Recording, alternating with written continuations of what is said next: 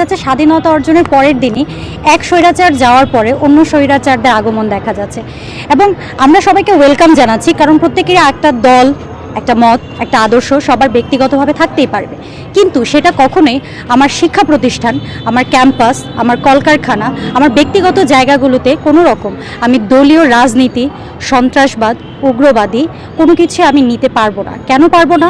আমার প্রথমে যদি আমি শিক্ষা প্রতিষ্ঠানের ব্যাপারটাতে আসি, শিক্ষা প্রতিষ্ঠানটা আমাদের সকল ছাত্রছাত্রী হচ্ছে বিকাশের জায়গা, যেখানে আমরা গবেষণা করব, আমাদের জ্ঞান উন্নয়ন করব।